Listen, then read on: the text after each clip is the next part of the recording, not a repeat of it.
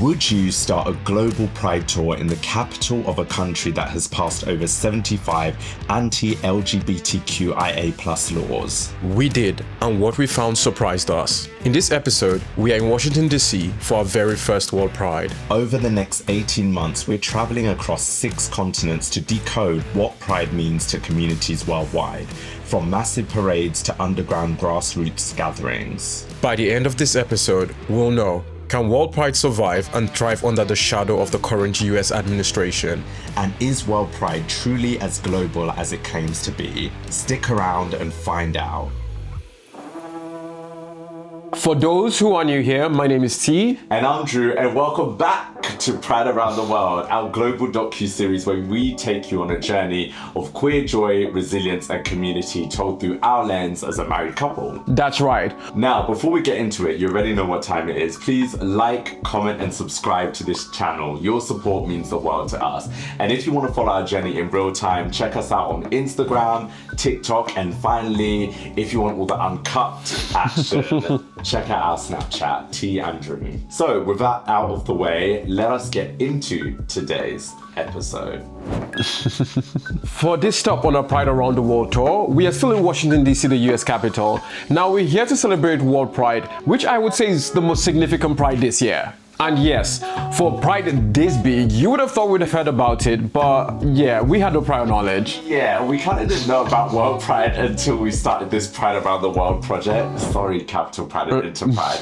But yeah, we're so glad that we did discover World Pride, because honestly, if we did not know about World Pride, then I can guarantee you that some of y'all did not know about World Pride either. So let's start with one simple question. What is World Pride? So World Pride is a global LGBTQ+ Pride festival, as the name entails, that first took place in Rome in the year 2000. It was created by Interpride to promote visibility, equality, and human rights on an international scale. Since then, it's been hosted in cities like our hometown of London, Madrid, New York City, and Sydney, each one planned with a Pride member organization with the goal of blending local pride with worldwide call for liberation. Now, let's address the elephant in the room. This year's World Pride has taken place in Washington, D.C. As in the capital of the USA.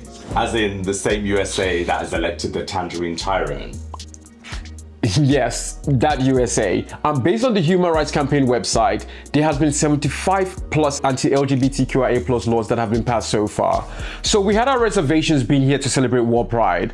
However, we've come to find out that Washington, D.C. is the gayest nation in the US. We are like the gayest city per capita in the nation. Happy World Pride in the gayest city in the world! Happy World Pride! This year's theme was the fabric of freedom, so we caught up with Markia Parnell, the Director of Marketing Communications at Capital Pride and World Pride 2025, just to understand more about the messaging behind this year's World Pride. This is my 8th year. I started off as a volunteer, and I did that for about 4 years, and then I was a contract worker, and now I'm a full-time staff member. So our theme this year was the fabric of freedom. That theme is based off that we are all one community, and each one of us weaves into one another and creates this beautiful fabric and this beautiful world. We make it a lot brighter, a lot shinier, more glitter and pizzazz. So without each and every one of us, we can't continue to do the work that we're doing, and look out for the younger generation that's coming behind us. Now, even though both World Pride and DC Black Pride were all celebrated in Washington, D.C., our experience has been completely different from both. One of the key differences between DC Black Pride and World Pride was the diversity of communities that were involved. World Pride had an international stage. Think about migrant Africans talking about their experiences within their queer communities back home, or for example, trans parents coming to talk about how they navigate the world raising trans kids. There was an intentional curation of voices within the space to deliver a clear message. Yeah, and World Pride definitely leaned more corporate than community, and that makes sense. Like, you're bringing queer voices audiences internationally from different communities. World Pride is a large-scale operation, and with large-scale operations, you need a lot of money to run those sorts of operations seamlessly. So naturally, you need corporate sponsors, donors, backers, and that means that there was a significant corporate presence. But that also meant that it didn't always feel grassroots, which I don't think the intention was for it to feel that way. No, I think it had an international stage, which was very needed, because when you're pulling that many people from across the world, there has to be a space for everybody to feel seen. Then there was the local government. Let me tell you something. Mayor Bowser and the DC Mayor's office, your presence was felt strong throughout World Pride. Like, you guys showed up and showed out, especially when the federal government is putting mandates that roll back on D&I programs. You have an LGBTQ+ office still standing strong. We got to attend the Mayor's Pride opening ceremony.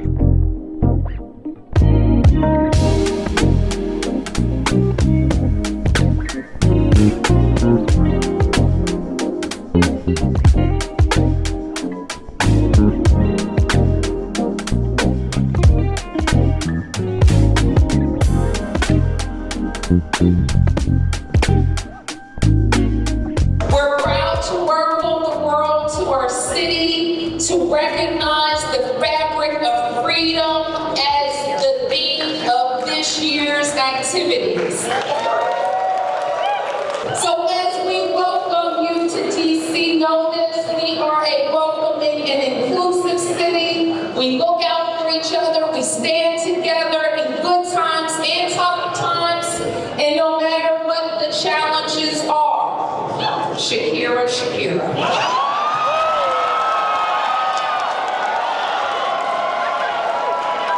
Happy Pride. Don't have too much fun. Be careful, be safe, and come back and see us again. We love you. Happy Pride. And also got to attend the flag raising. So we've just arrived at the Pride flag raising in Washington, D.C. for World Pride. This is really symbolic of the beginning of Pride Month, but also the beginning of the World Pride festivities in Washington, D.C. And yeah, we're just going to see what's going on, capture the flag, and have a good time. That's right. Let's get to it. We're raising a flag at City Hall today, but you can raise a flag too. I'll just share a real quick story. When we were going for the gay games, they didn't pick us, but we were going for the gay games. I hosted an event at my house, and I asked all my neighbors to put up their pride flags. And every person, almost to a person who came to that event, remarked how welcomed they felt in Washington, D.C., and what a nice just gesture it was to raise the flags. So you can raise the flag too at your house and show everybody that we are Washington, D.C. And so let's raise the flag.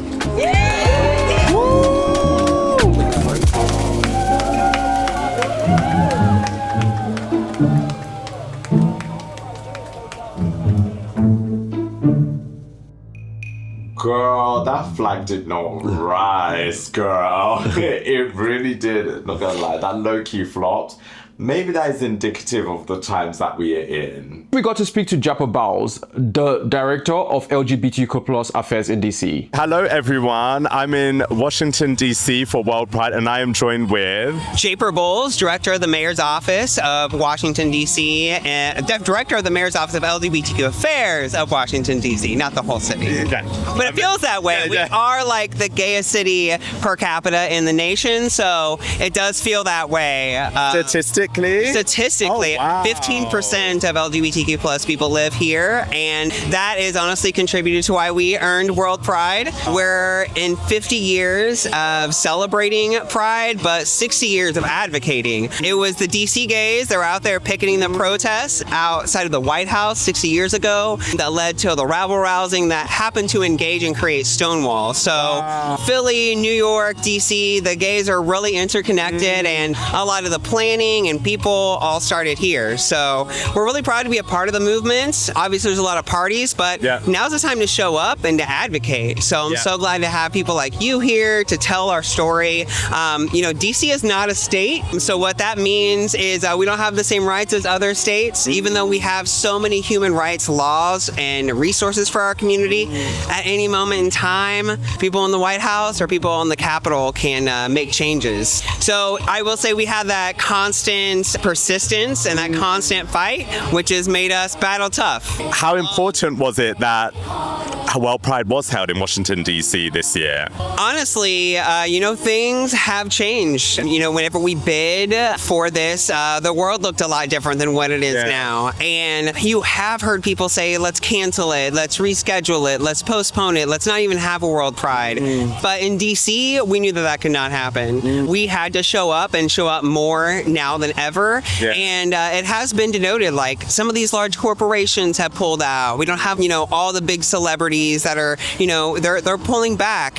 And what I will say, as the director of LGBTQ affairs in the city, I've seen so much support come from our local and regional folks to supplement that. And, money and attendance doesn't necessarily mean everything, but like the moments of joy that you're creating. And we're creating so many moments of joy for so many people that are going to be here. It's going to be a monumentous occasion. And we're really excited to, play a piece in the movement and a part of this history. And I'm proud to be a tiny little piece of it. I'm sure you're more than a tiny little piece.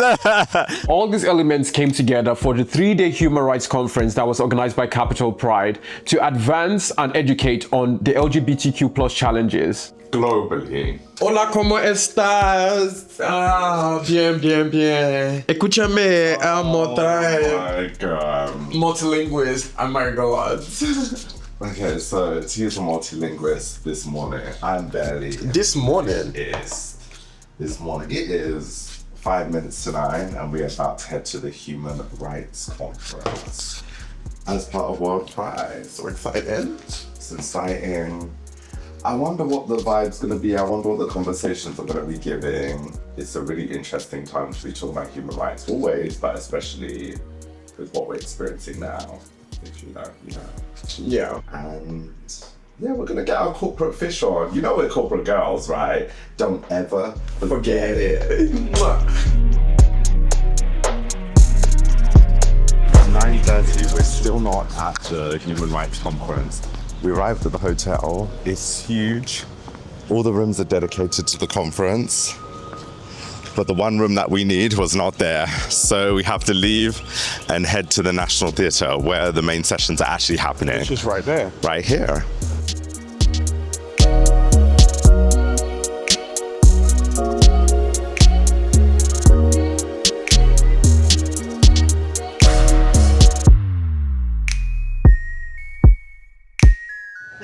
Okay, so we've just finished our first session of the Human Rights Conference, and guys, that was so impactful. It's so crazy to see that a lot of the work that people are doing is global.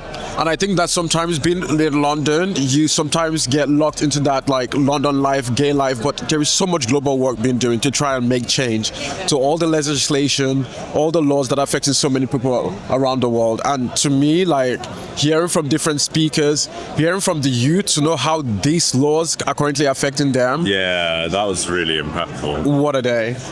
I agree. I think, like you, I liked the fact that the speakers were bringing a worldview to the conversation. They were talking about how things are connected. But that's just the first session. I think the day's still going to keep going, but worry. Actually, being honest, I don't think there was much I learned. I just think it was good to see the energy around the discussion despite what's happening. I think despite the political environment. And I felt like that was being addressed head on. It wasn't being like skirted around. It was very much being called out, like the injustices of the US government or what's happening in the UK or what's happening in Uganda, what's happening around the world. It was being called out directly, which I appreciated. So, yeah. We are at the JW Marriott, and what we're going to do is give you guys a walk through the conference venue, show you the different sessions that are happening, organizations, public figures, researchers are advancing the livelihood of LGBTQIA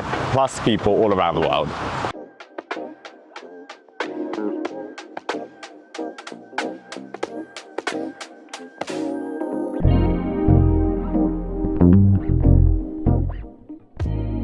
Huge thank you to Capital Pride for providing us with media passes to the event today. We've already heard some incredible presentations, whether it's students talking about the current political environment, impact it's having on them, hearing from Lady Frill of UK Black Pride, as well as Jessica Stern, who was the previous US Special Envoy for LGBTQ+ affairs. So this is the registration office where we get our media passes, which clearly we've already gotten. Here is the registration office where attendees can pick up their lanyards, and then we've got the media check-in over here. So we're going to walk you through the event spaces. Now, we got lost earlier today. There's a lot going on, a lot of different rooms, a lot of different floors. Okay, JW Marriott, y'all got money. So I believe the event is happening over 2 floors, but then you've also got a separate National Theatre, which is next door, which is where a lot of the main sessions are happening. So you'll see, I really love this. They've got a wellness, counselling and sensory and quiet room.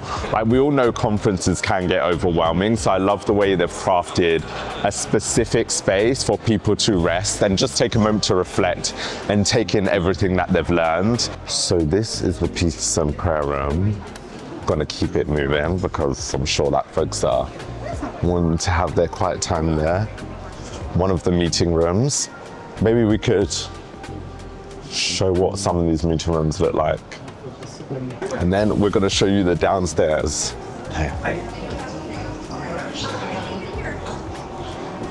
Oh, fab.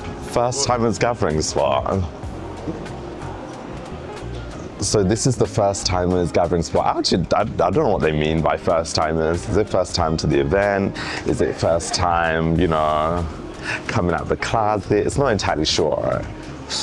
And next we've got the Wellness Sanctuary, which is actually sponsored by Aura Spa, which is pretty incredible. You essentially have these sessions throughout the day where you can drop in for some wellness activities. I also love the focus not only on physical health, but on mental health too. So you've got counseling services happening at the Human Rights Conference, which you can drop in either individual or group sessions. You also have a sensory escape room. I'm actually really curious to see what this looks like.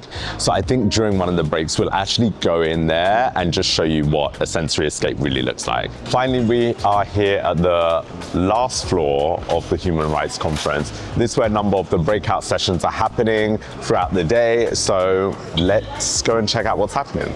So we found sessions that we have to be a part of, and we are going to be splitting up for the day. For these sessions? For these sessions. I'm going to the families on the front line, and you are off to storytelling in art and media. Yes. Let's go. See ya. Now, what were your biggest takeaways from the Human Rights Conference? I think number one, the fight for LGBTQ+ rights is global, and all of the struggles that we are facing are united. I think number two, it was just really energizing to see people still passionately doing this work despite the current environment that we're in. And then I think the third thing is our history. There's so many lessons we can find in our history. There's been so many examples of resistance that we've seen throughout time, and LGBTQ+ people, we are gonna be here.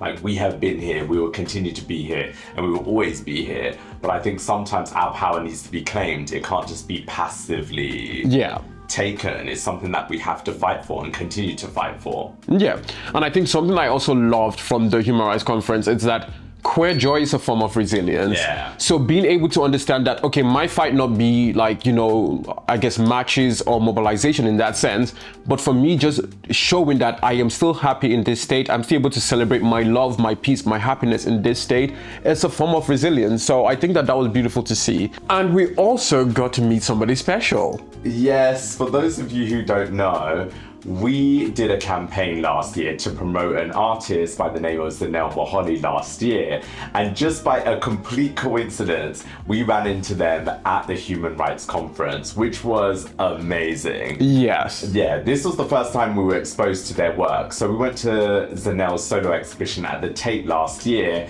and we were just completely blown away by Zanelle's work. To see them in person, I think was just like a full circle moment. And it was the way they commanded us on stage, like get there, pose for the pictures, and in such a loving way. It's like you did not have any second to doubt, like, oh my God, I don't look this way, I don't look that way. It was just very comforting. And this happened right after you had the interview with Fabiana and Mark. Yes, so we interviewed some of the speakers, Mark and Fabiana. They told us that Zanelle was at the conference. This just happened to us yesterday, in which we met this incredible photographer, Zanelle, which is here in this convention. You should absolutely check out. Yes. Zanelle Mahoney exhibit from South Africa. Absolutely, Yeah, that's she's- yes. We I met bought her book in Brazil. in Brazil. Incredible person. Love their work. Wow. Hope to see them again. Yeah. Like, wow. I hope you see her. I hope you. Yeah, I'm gonna look. Yeah, they're still here. Absolutely. Once that happened, we set an intention we need to meet Zanelle. And just by coincidence, she tapped us on the shoulder. Zanelle took some photos of us, which is insane. Yeah. And to make things even crazier, I got to take a picture of Zanelle. They even credited me. Check out the Instagram. Claim to fame. Now, you already know, Pride, the girls, the gays, and the days, they're gonna show up and they're gonna show out. And Pride is best experienced when you are looking your best. Now, we were not. Luckily, we had a good friend Ahmed on hand who recommended us to a Latina barber, and you know they will be getting us right. Clean cuts, clean lines, clean fade. We are going to get freshened up. Essentially, between yesterday and today, it's been a bloodbath of invites to events over the next 4 or 5 days. And we were thinking, oh yeah, we can just, you know, keep our beard clean. Okay. Yeah, but we've got to step out and represent. Our first metro trip.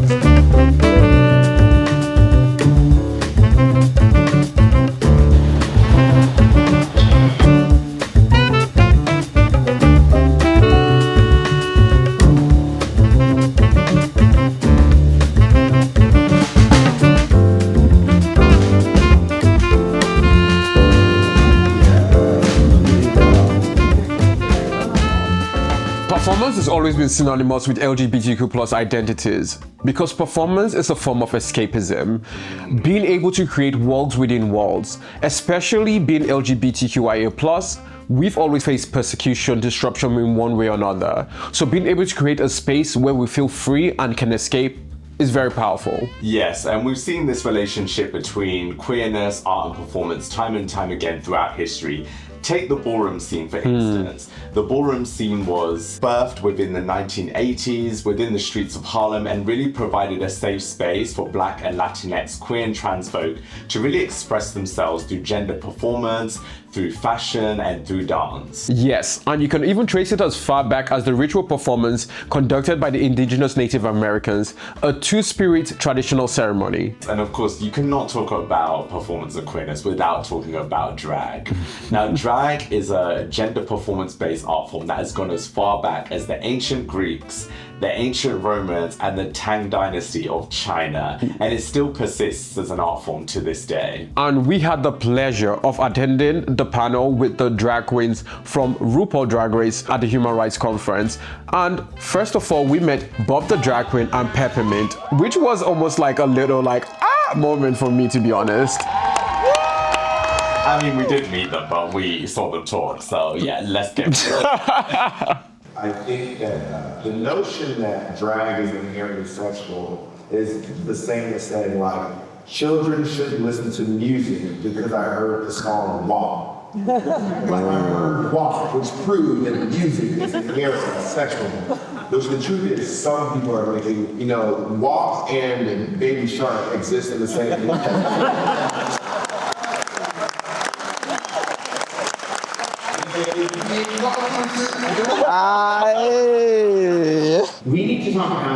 protecting everyone's freedom to express themselves through their gender in any way they want. And if we do that, the drag queen story Everyone's not made for the streets. Right. Everyone's not made to work in the streets. Everyone's not made to shout out politicians. And some people just want to live their fucking lives. So being a trans person, people are like, so you must be an activist, right? You're a drag queen, so you must be an activist, right? And some people just want to go out there and do nothing. You see how quickly the conversation has changed. We have quickly the conversation has changed in the last 24 hours with regards to the different bill and all this stuff that we're talking about. Those two men who are fighting that for the. I love this Carl on Twitter.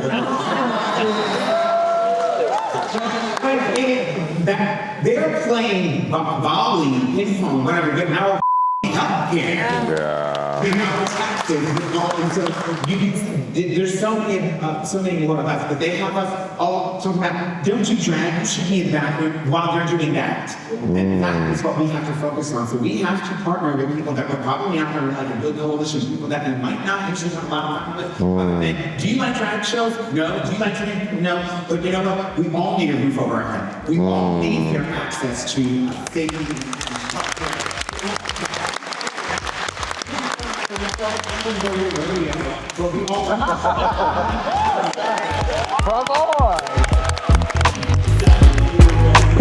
Letting us down hurts me more than you know. The pain is too much, don't wanna be here alone. It's breaking my heart, watching you go. I wanted to stop, though I already know.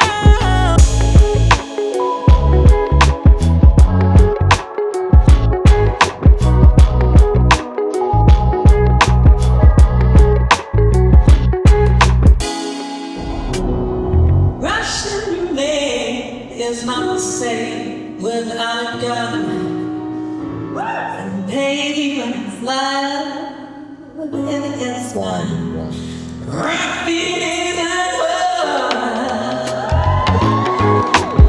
I just also want to say I would be remiss if I didn't mention my mom in heaven. She used to tell me every day, I want you to take this. I tell this at the drag story hour, but I want to say it today to children of all ages. Every day, after you brush your teeth, look into your own beautiful eyes and say, I love you. Because when you love yourself, everything is possible.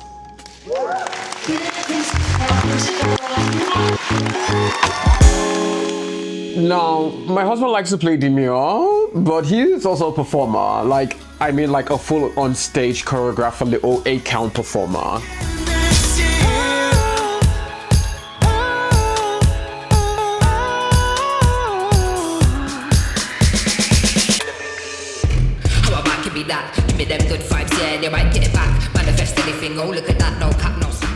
I mean, yes, he's correct. I did used to be a dancer. Actually, I still am a dancer, but I used to be a choreographer. And performance and dance did create a form of escapism for me.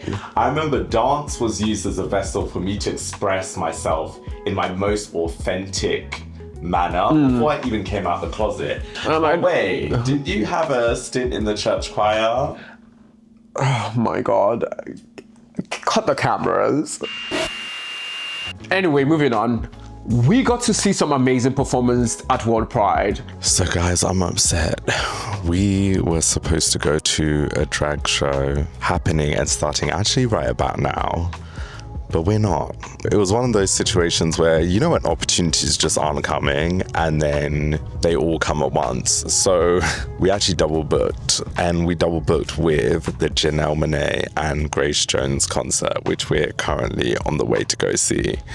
Obviously, I am happy that we were able to secure tickets to see these two because they're icons, they're legends. But I think it's more so the fact that we have not seen one drag show during Pride so far, which is kind of a gag. So DC, we still got a few days here. If not, we're saving for another city.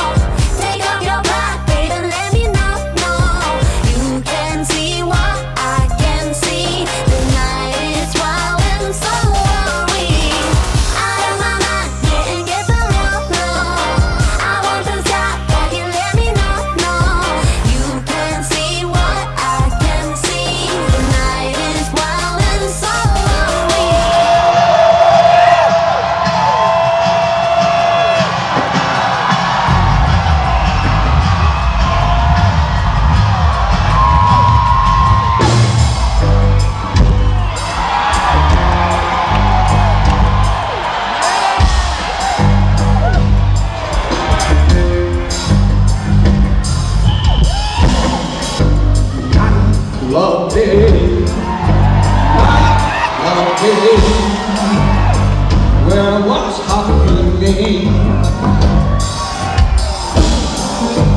Like love day, like love day, where I just want to see.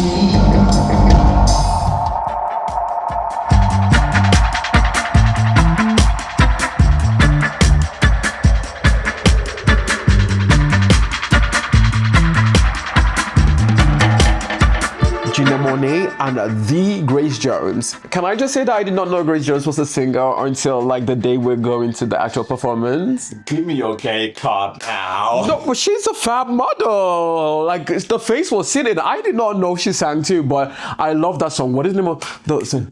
Have you not heard Beyonce Move? She don't want to say back up, back up, back up. Yeah. We also got to see my fave Doechii. You know, first time ever, because I was meant to see her last year, but somebody went without me. But we'll talk about that another day.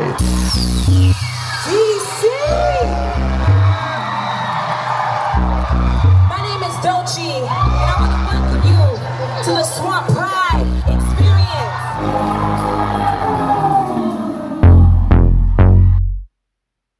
Bad bitches had a beamer, that's a big Benz.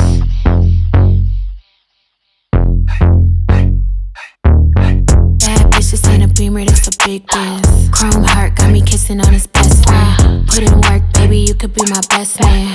Sending cash to my account, he investing. And finally, we saw Khalid.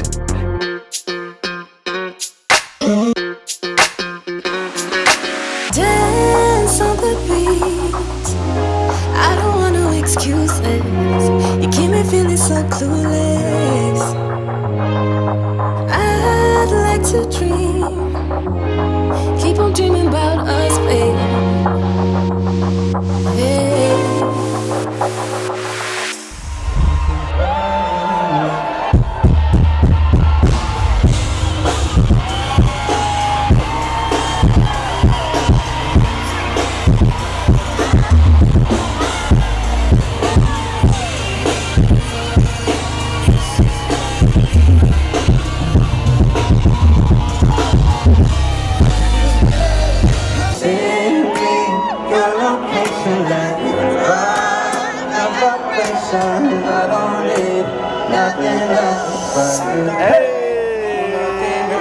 Is it Khalid's first Pride festival? First time Pride and his first Pride performance. And it was such an emotional moment for him when he talked about it.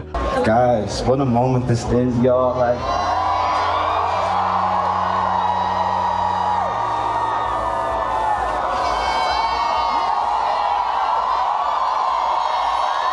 This is my first time performing at Pride. This is my first time being at Pride. That shit got me choked up. Oh my god. But I love you too. Before I continue, I want to thank you guys so much for accepting me and supporting me. Yeah. It makes me so happy. I feel like I'm home here on the stage. And that's really big. And I didn't know I was gonna cry, but I see all of you singing songs from like 7 years ago to now. It's really like we grew up together. But this is amazing. I know a lot of my friends ask me, how do you feel about performing at your first Pride? And this is insane.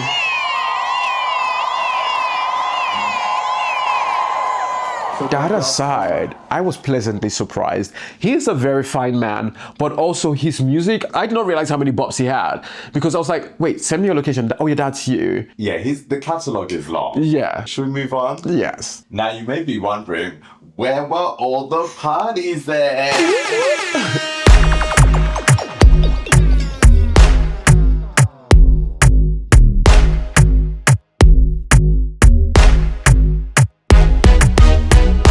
Pride is definitely a party, and we were outside. Honestly, the whole city came to life. There were parties across the whole city, and there was something for everyone. Yes, and three things that really stood out for us was one, Fabric of Freedom, the official after party for World Pride. Now, this was our first circuit party, I would say, on such a large scale, but one we will not be going back to. Oh. However, we did attend a black circuit party called Frequency. We do need a black circuit party in London, definitely.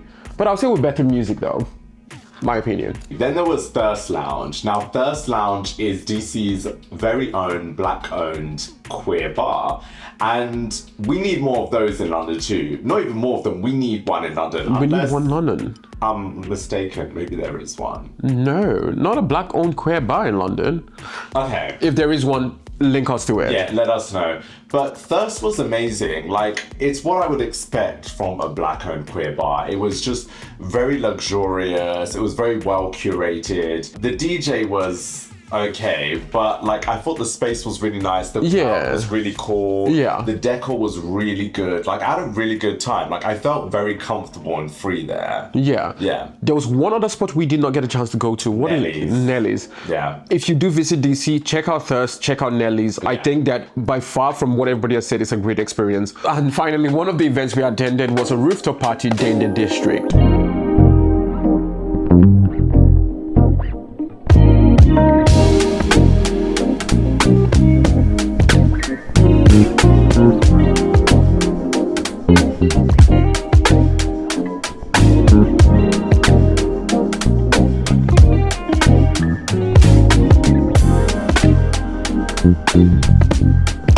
And when we interviewed Rodney, I believe he said this. I would say that when people come to DC, they oftentimes feel like they have to put on a persona of being better than everyone else. Because like DC is oftentimes seen as the political space, so people are a little bit more conservative or want to be conservative, and or the opposite, be more like rebellious. I'm like, we can have the full range. You don't have to be on either end. You can have the full range and be okay. You can just be yourself. So I think that's the one thing, is that people oftentimes feel like they have to put on a mask, even while at Pride, when you can just be yourself and you'll be perfectly accepted. I love that. Now, that should have been our sign that we were in for a hot mess.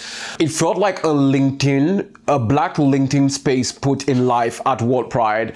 It's like, are we here to network? Are we here to actually have fun? Now, no offense, I guess we got there early, so this might have been like the start. Right, before the booze kicked in. Yeah, but it was very cold and unwelcoming. Luckily, we met actually one guy who gave us a fab interview.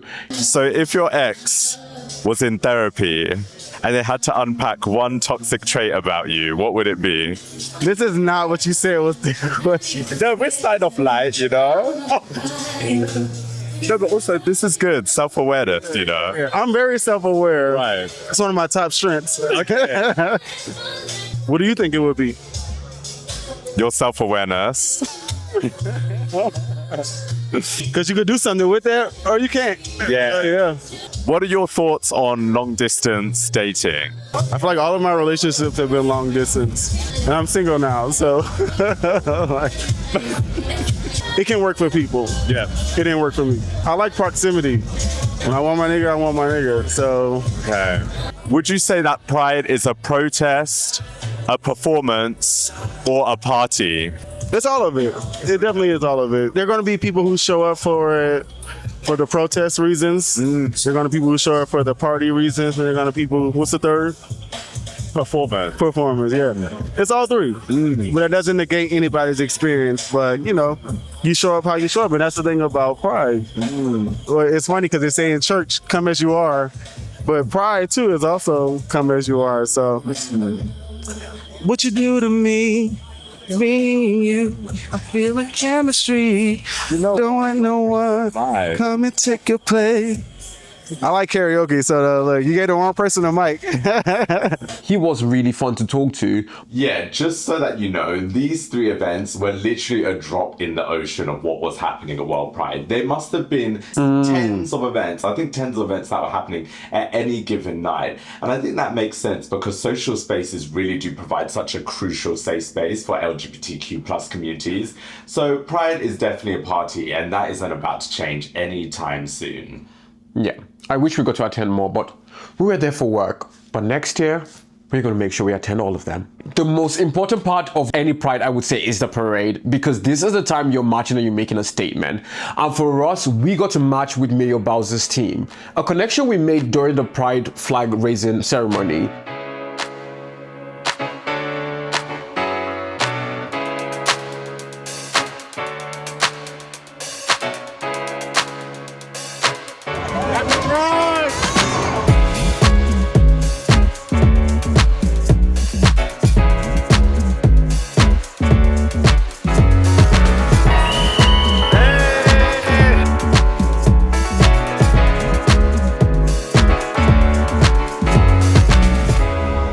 Be very transparent with you.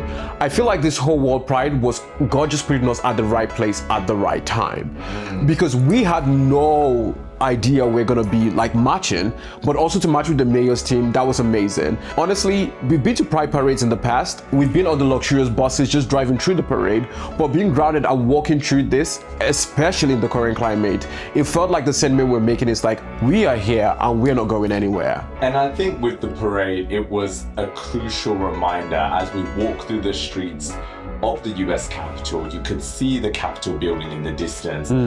That statement was even more resonant given everything that's happened in the US, which I think rolls us very nicely into the reminder that Pride is indeed a protest.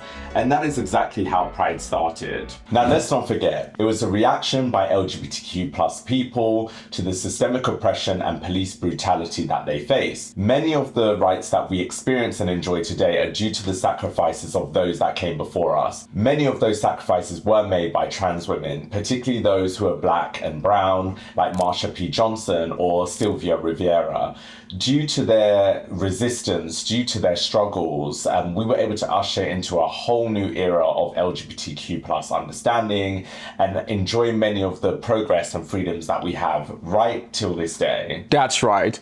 The fight for LGBTQIA+ rights has not been held in a vacuum. Like, we've been fighting for a very long time because it's a fight for human dignity.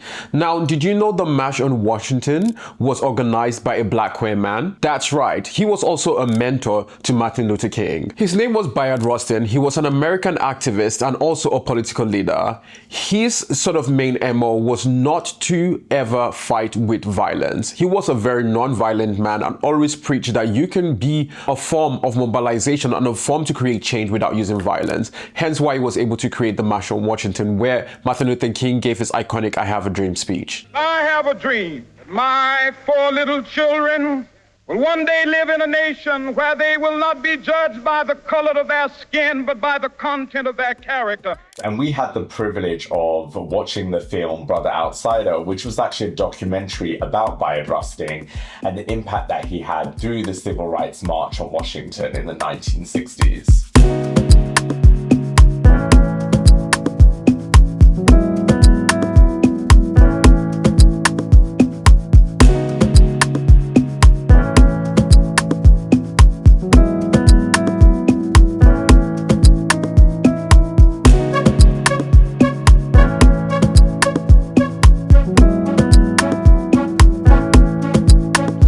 Just watched the Bayard Rustin documentary at the Martin Luther King Library. Honestly, I am still mind blown as to the history behind the Washington March in 1963.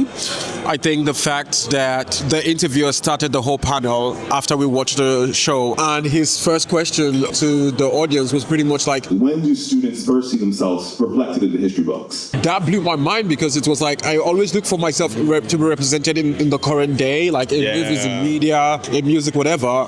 But in history, who was the first Black gay man that you could think of that was publicly acknowledged and recorded? And I think that was a big takeaway for me. I think for me it was the same. Like, I knew very little about Bayard Rustin. I think I first heard his name maybe about 2 years ago when someone mentioned that the chief organizer for the Washington March and one of the chief advisors for Martin Luther King was in fact a Black gay man. I was mind blown. But I think it was just a passing thought. Like, I was like, wow, I need to find out more about this man. But I think I must have either forgotten his name or, I don't know, life does what life does. Yeah. But then when I saw that there was an event focused on his his life and legacy, instantly I knew that we had to be there. And I think I've just been blown away by how instrumental he was to the march. Like, he was literally the nucleus, the pioneer, the organizer. Without that march, the US and much of the Western world wouldn't have seen the legislation, civil rights legislation that we know to be the case today.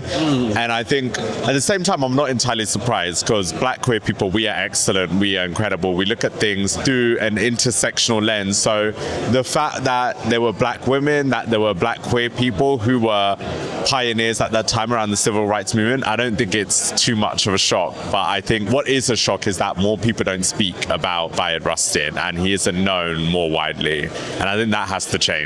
Yeah, I think a lot more education around the history of Black queer people, their impact, will play a big role in what we're able to take charge and feel like we can do today. It's like, no, the mantle has been passed on. Like, people have done it before. None of this is new. I just got to, make a stand. What was the other quote that somebody said? Sometimes, we allow the perfect to become an enemy of the good. And we think we have to have a certain budget, we have to have a certain number of staff people, we have to have this, we have to have that. Do what you can from where you are with what you have. Yeah, we definitely need to embrace that. Also, at the same time, still get your budget. Do the most of what you can, but still request that budget, child. My name is Richard. My pronouns are obvious, he, him. I am a media storyteller and content creator, and a journalist for Forbes magazine. And on top of that, this organization is one that I'm one of the co-conveners of, which is pretty dope. We started working on this event a couple months ago, and the ideal was, as we celebrate World Pride, how do we tell the story of civil rights? How do we tell the story of human rights? And how do we also tell the story of some of the legends and heroes who made that possible? One of those being Bayard Rustin, who's a namesake for our organization, the Bayard Baldwin Institute. And what would you say is the legacy of Bayard Rustin? I think we're looking at his legacy, right? The idea that you can live in a world where you're not judged by the color of your skin, you're not judged by who you love or how you choose to identify, you're judged by the content of your character. And while we still have more work to do on that, celebrating him in this moment as we sort of kick off World Pride just tells you how far we've come from where he was 60 years ago to today. What's now important is to make sure that other young people, as they try to live their lives out and proud, that they get to know his story as well and see themselves reflected in the history books. When was the last time you felt the greatest sense of freedom? Oh wow, that's a good one. I don't know. I think I feel it every day. Like I'm one of those people like that. I don't take no bullshit, take no prisoners. Okay. So there you go. What advice would you give to others to help embody that sense of freedom in the way that you do every day? That's a good question. Look, man, I think you're born on this earth for a short period of time, and your job is to live life with no regrets. And on top of living life with no regrets, it is also to, every time you feel a little bit like the world around me is falling and everything's caving in, one of the techniques I always learned was you put your feet on the ground. And if you put your feet on the ground and your feet are actually on the ground, that means you're not falling. You're actually standing. And then that means if you're standing, that you can take a step. And if you can step, you can walk. If you walk, you can run. And here we are. We cannot share our experience of World Pride without acknowledging our trans siblings. We spent our last day in Washington, D.C. attending the Trans Rights March, which was organized by Capitol Pride. This was an urgent call for us to stand together with our trans siblings that are currently facing injustice globally.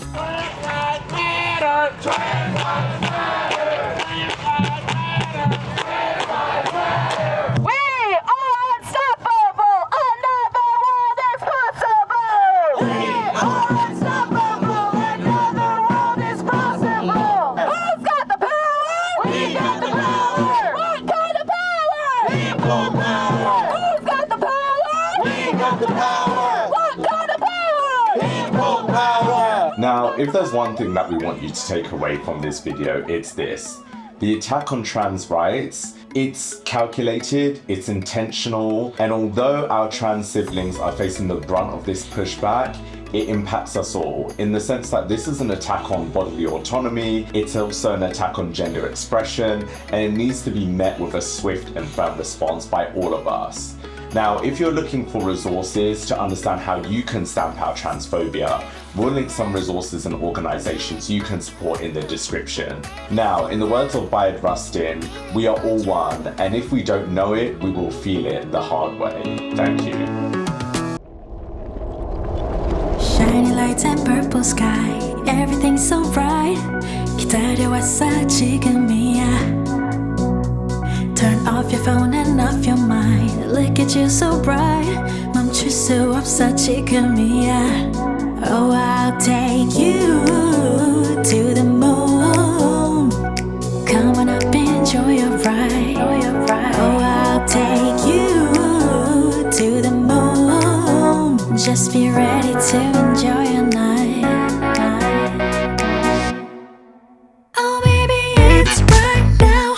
You don't wanna waste this time. 어디든 지가질게. Yeah, I'll never stop. You don't have to go. I'll take you to the moon.